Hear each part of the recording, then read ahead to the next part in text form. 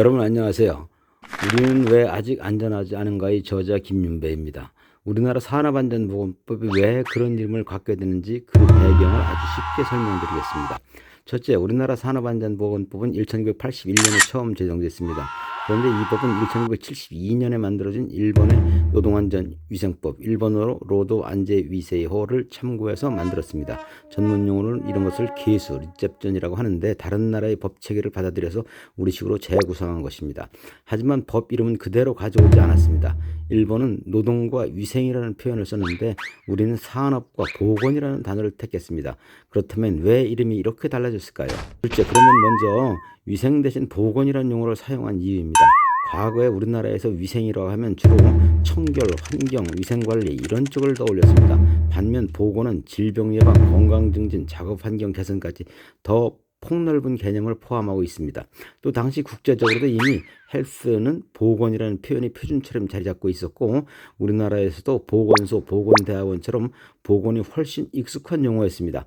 그래서 자연스럽게 법의 명칭에도 보건이라는 단어가 들어가게 된 것입니다. 다음으로 노동 대신 산업이라는 용어를 선택했느냐 왜 하는 문제입니다. 1980년대까지 초반만 해도 노동이라는 말은 굉장히 민감한 단어였습니다. 노동운동, 사회갈등, 정치적 긴장감 이런 이미지와 연결되었었죠. 반면 산업은 훨씬 중립적인 용어였습니다. 그리고 당시 국가가 가장 강조하던 것이 경제개발, 산업화, 국가 발전이기 때문에 법 이름에 산업이라는 표현을 넣는 것이 정부 입장에서는 더 안정적이고 자연스러웠던 것입니다. 그래서 지금 이 산업안전보건법이라는 이름이 만들어진 것입니다. 넷째, 하지만 산업이라는 표현의 한계와 문제가 있습니다. 산업이라는 표현은 일하는 사람 중심보다는 일 중심 이미지를 줍니다. 또 제조업, 건설업 같은 전통 산업을 떠올리기 쉬워서 현대 정보화 사회의 산업 구조의 변화를 충분히 반영하지 못한다는 지적이 많습니다.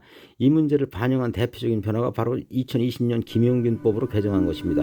원래 법목적 조항 제1조에는 근로자의 안전과 보건을 유지 증진한다 라고 되어 있는데 이 근로자라는 표현을 노무를 제공하는 사람으로 바꿨습니다.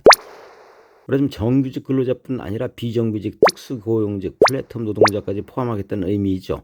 산업구조의 변화를 법에 반영한 굉장히 큰 의미가 있는 개정입니다. 마지막으로 정리하자면 그래서 산업안전보건법이라는 이름은 단순히 일본법을 번역한 것이 아니라 당시 정치적 상황, 경제개발 중심의 국가전략, 국제적 용어의 흐름, 사회적 이미지 모두가 복합적으로 작용한 결과인 것입니다. 우리 사회에서 안전의 개념이 어떻게 발전되어 왔는지 상징적인 사례라고 할 수 있겠습니다.